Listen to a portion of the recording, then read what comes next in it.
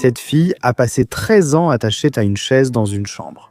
Ce que nous venons de voir est un extrait d'une courte vidéo que j'ai faite pour un autre réseau. J'ai trouvé cette histoire si choquante et captivante que j'ai jugé important de vous la présenter ici avec plus de détails. Pendant 13 ans, Suzanne ou Jeanne Wiley a été traitée comme un animal irrationnel. Elle a été enfermée presque sans contact humain, et lorsque Jeanne a été sauvée de sa captivité, le 4 novembre 1970, elle ne parlait pas. Elle était seulement capable d'émettre quelques sons, comme le fait un bébé, tu vois. Elle ne pesait que 26 kilos à l'âge de 13 ans, portait des couches et avait de grandes difficultés à se déplacer ainsi qu'à s'alimenter. Le plus choquant, c'est que la personne responsable de ce traitement abusif et inhumain était son propre père, soi-disant sur la base d'un diagnostic de déficience intellectuelle que la petite avait reçu. À sa naissance, sa mère était malvoyante et totalement négligente. Mais le pire, c'est que ses sauveurs, disons, n'ont pas vraiment été ses sauveurs. Et ainsi, une fois de plus, elle n'a pas été traitée correctement comme un être humain. Je suis Marcos Campos. Bienvenue à tous ici. Chaque semaine, nous avons de nouveaux épisodes. Donc si vous aimez les faits divers, les mystères, je vous invite à vous abonner et à suivre la chaîne. Écoutez, votre abonnement nous aide énormément. Il contribue vraiment à la maintenance de nos épisodes, de nos productions. Rejoindre notre club de membres aide beaucoup, mais si ce n'est pas possible maintenant, aucun souci. Il suffit d'apprécier notre contenu, de le partager avec ceux qui pourraient être intéressés et bien sûr de rester avec nous jusqu'à la fin de l'épisode. Et les amis, les abductés chers à mon cœur, avant de poursuivre cet épisode, je prends un moment pour adresser quelques remerciements spéciaux. Le premier, sans aucun doute, va à chacun d'entre vous qui m'avait apporté un soutien fantastique, une énergie super positive. Avec tous les récents changements de la chaîne, je l'avoue, j'avais peur, vous comprenez les amis ? J'étais très angoissé avec une boule dans la gorge quand je disais dans mes stories que je ne dormais pas. Ce n'était pas que des mots. J'étais vraiment anxieux, très effrayé, parce que la chaîne est aujourd'hui notre source de revenus ici. Des personnes sont déjà impliquées. Je me suis dit, si je change le nom, tout s'effondre, il faudra tout recommencer. Et ça a été complètement le contraire, non ? La vidéo a super bien marché, vous avez assuré, vous voyez ? Un retour très bon, très positif, j'étais super content. Ça m'a vraiment soulagé de cette énergie lourde que je portais sur les épaules, tu vois. Je tiens à remercier sincèrement du fond du cœur, ainsi que nos partenaires publicitaires et annonceurs ici présents. Sans eux, les gars, la chaîne n'existerait pas, vous savez. Je sais que parfois, quand on met une insertion, vous savez, publicitaire, beaucoup de gens font la grimace, non ? Parce que ça interrompt le fil de l'histoire, mais c'est fondamental, les amis. Je regarde aussi beaucoup de chaînes sur YouTube. J'adore plusieurs chaînes, et à chaque fois que je regarde et que les gars mettent une insertion publicitaire, je me dis « Ah, c'est cool !» Parce que je sais que c'est ça qui va permettre à la chaîne que j'aime de continuer à fonctionner, tu vois. On n'arrive pas toujours à faire tourner la roue de la chaîne uniquement avec l'AdSense de YouTube. Donc les partenaires commerciaux, les entreprises qui mènent et qui mettent de la publicité ici, sont vraiment essentiels pour que nos contenus existent. Donc, je voulais remercier ces entreprises. Je voulais vous raconter rapidement, en 1 minute, l'histoire qui s'est passée. Le jour où nous avons changé de nom, nous finalisions un partenariat avec Growth Supplément. Et donc, le jour même, on a changé de nom, et le lien traçable, le coupon, avait déjà été généré. On a dû expliquer aux gens là-bas qu'on avait changé de nom. Ils étaient surpris. Comment ça ? Nous venions de conclure le partenariat et de changer de nom. Les gars ont été très réceptifs et ont aussi modifié le nom. Maintenant, tous nos coupons sont Marcos Campos. Tout attaché, d'accord ? Donc chez Growth aussi. Pour ceux qui ne connaissent pas, Growth est une entreprise de compléments alimentaires. Là-bas, vous trouverez des vitamines et de la whey protein. Consultez le site de Growth, le lien est dans la description. Dites-moi ensuite, avec le code MARCOSCAMPOS, vous bénéficiez d'un prix spécial. Et en plus, vous allez soutenir la chaîne, n'est-ce pas ? Parce qu'en utilisant notre code promo, c'est tout, alors ? Oui, c'est vraiment tout. Je voulais remercier tout le monde, vos retours ont été fantastiques. C'est bon, c'est tout, les messages sont passés. Passons aux faits.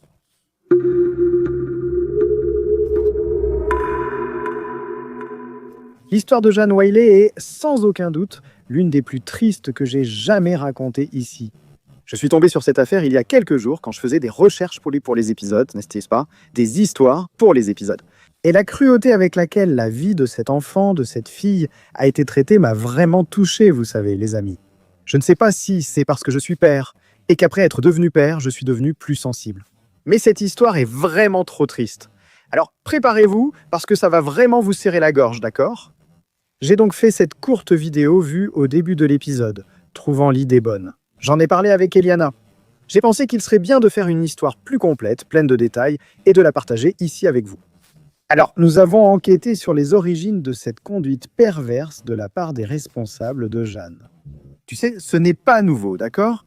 Vous devez vous souvenir, en tant que spécialiste des histoires de true crime, de l'affaire d'Oksana Malaya, qui est une Ukrainienne, une jeune fille ukrainienne qui est devenue connue, en fait, dans le monde entier, en 1993, lorsqu'elle a été découverte. Ensuite, le traitement qu'elle recevait de ses parents aussi, qui ont fait d'elle une enfant sauvage. C'est une fille qui a été traitée comme un chien, elle vivait avec les chiens. Si vous ne connaissez pas cette histoire, nous l'avons présentée ici sur la chaîne dans la série Ne te tais pas, qui était une série d'épisodes que nous avons réalisés ici, sur des traitements, des cas, n'est-ce pas, pervers envers des enfants et des adolescents. Mais en se concentrant ici sur le cas de Jeanne Wiley, donc selon le documentaire Jeanne, le secret de l'enfant sauvage, de 1994, qui présente les témoignages de la mère de Jeanne. Lorsque la petite fille est née, son pédiatre a informé les parents que le bébé présentait des signes d'une légère déficience intellectuelle. Ce qui rendrait un peu plus difficile son apprentissage, surtout celui de la parole. Et cela a poussé le père de Jeanne à vouloir la protéger de la société. Alors il a décidé de garder la petite fille isolée de tout et de tout le monde. Voici la première question de l'affaire. Est-ce vraiment le cas? Difficilement, cette information résiste aux faits que nous allons voir maintenant. À ce moment-là, en lisant cela, on se demande « Que voulait faire ce père ?» Il s'agirait donc de ne pas gêner les gens avec sa fille. En fait, les gars, il ne voulait pas être embarrassé lui-même, n'est-ce pas? Par une situation qui, éventuellement, arriverait avec la fille, n'est-ce pas? Un homme qui ne pensait qu'à lui-même et à ses propres besoins et qui se mettait toujours en premier dans n'importe quelle circonstance, en ignorant complètement les autres personnes. Même si cela blessait ces personnes, et dans ce cas, même si cela détruisait la vie de sa propre fille. Alors, pour commencer, faisons connaissance avec ce type-là, la ville Brésil. Clark Wiley, le père de Jeanne, est né en 1901. Il a grandi là-bas, dans la région de Californie, et il a travaillé comme machiniste à Los Angeles, pendant et aussi après la Seconde Guerre mondiale. L'homme a épousé Dorothy Irene Oglesby. Et bien qu'il soit un homme autoritaire, qui détestait le bruit et ne voulait pas d'enfants, il a fini par en avoir 4. Une petite fille est morte après avoir été laissée dans un garage froid. Un deuxième bébé, décédé de complications à la naissance. Le troisième, un garçon, Jean, qui a survécu et 5 ans plus tard, est venu au monde. Alors, Suzanne, la fille qui est devenue mondialement connue sous le nom de Jeanne. Après que la mère de Claude Wiley, Madame Pierre May Martin, ait été tuée accidentellement par un conducteur ivre en 1958, Claude a développé un état permanent de colère et de paranoïa. Apparemment, c'est même cela qui l'a poussé à brutaliser ses enfants, le petit Jean ainsi que Jeanne. Et lorsque toute l'histoire est rendue publique, c'est là qu'on apprend que c'est à cette même époque que le père de Jeanne a commencé à la garder enfermée dans une chambre verrouillée. L'enfant restait dans cette chambre où il y avait une salle de bain et son propre berceau, où les bras et les jambes de la petite fille restaient attachés et immobilisés. Certaines sources disent aussi que la fillette, le père interdisait à quiconque d'interagir avec sa fille. Ainsi, dans le quotidien de la petite Jeanne, il n'y avait aucune place pour un quelconque type de stimulation qui aurait pu aider la fillette à se développer. Et étant donné qu'elle recevait une quantité insuffisante de nourriture, cela l'a également rendue gravement dénutrie. La fillette était physiquement dénutrie par manque de nourriture, émotionnellement dénutrie par manque d'affection, et cognitivement dénutrie car elle n'avait aucune instruction, aucun type de stimulation. Le père la nourrissait principalement avec de la nourriture pour bébé, et de temps en temps quelques œufs durs, des céréales ainsi que des liquides. Et il y a un détail d'une extrême perversité dans cette histoire, car Clark forçait aussi son fils à abuser de Jeanne. En ce qui concerne la parole de la jeune fille, chaque initiative qu'elle prenait pour s'exprimer était rendue publique. Cela créait donc chez elle un silence permanent, conditionné par cette violence. Évidemment, par peur de se faire frapper, de se faire battre, La mère et le frère n'avaient pas le droit de parler avec Jeanne, ils en étaient interdits par Clark. Les voisins non plus ne savaient rien, ils ignoraient même l'existence de la fillette. Clark était tellement misérablement inhumain qu'il a dit à sa femme que si Suzanne, que nous connaissons en réalité sous le nom de Jeanne, arrivait à vivre jusqu'à l'âge de 12 ans, il permettrait à Dorothy de lui trouver de l'aide. Et j'ai vraiment l'impression ici qu'il voulait tuer Jeanne à petit feu, n'est-ce pas? Mais elle a incroyablement survécu ainsi. Dans cette condition de méchanceté extrême, 13 longues années se sont écoulées jusqu'à ce qu'elle soit sauvée par un pur hasard de la vie.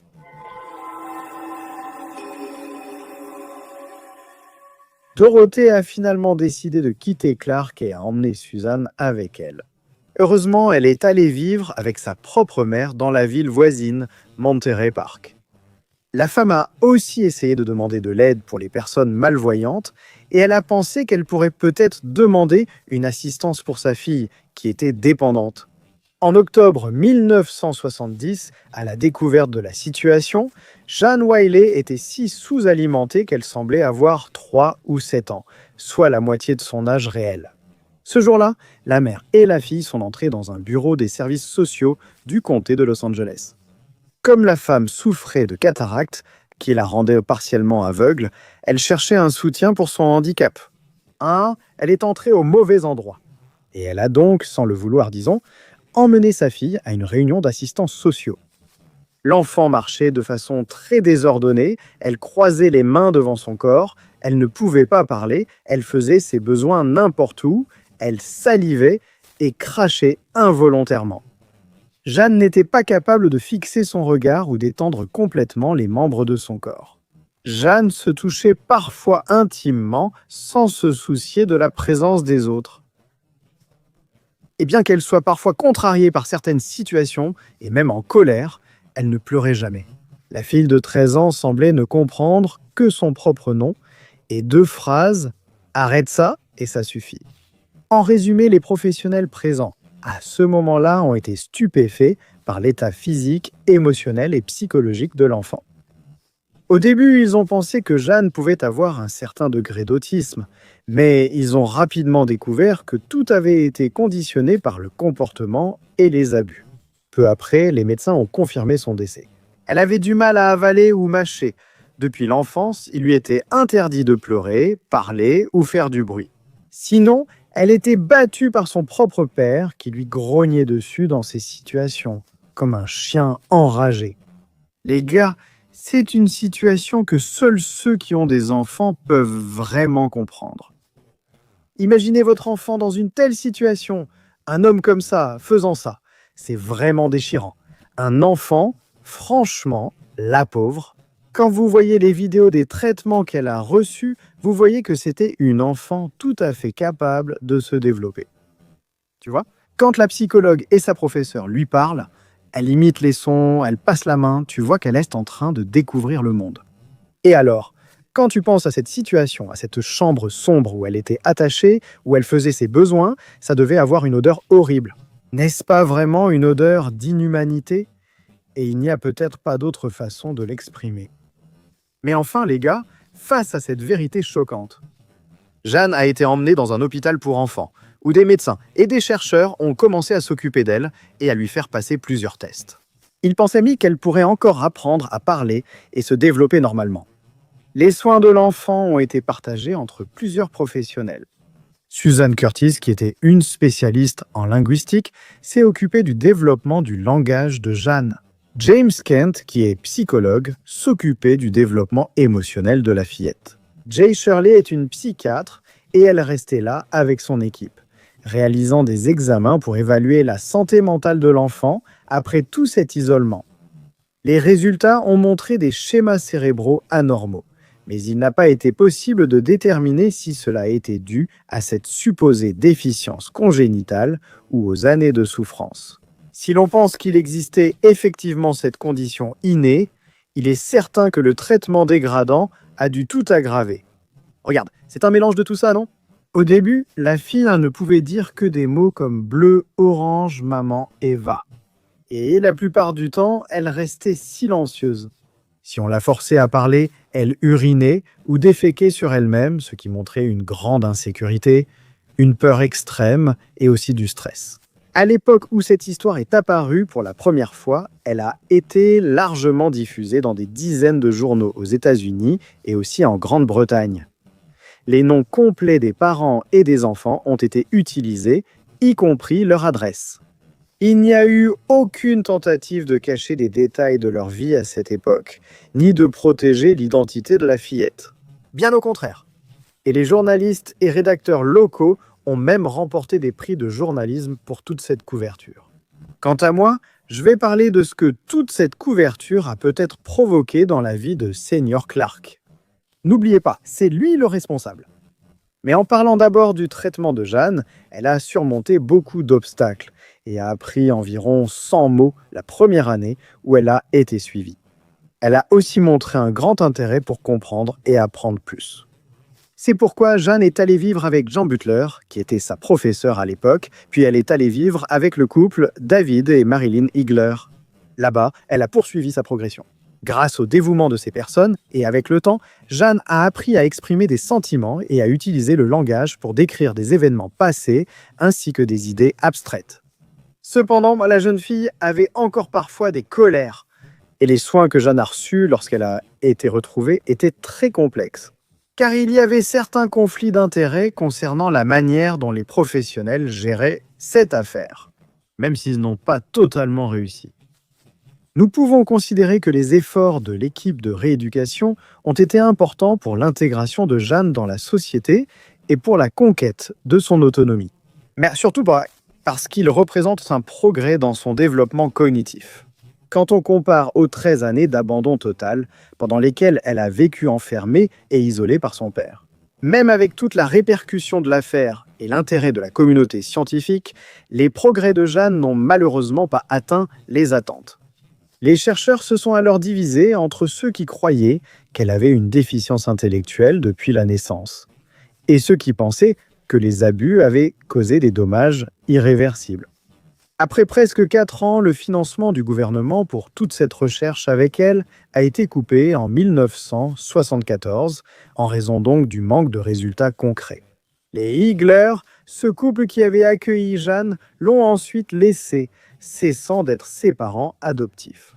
En 1975, avec la fin des études sur son langage.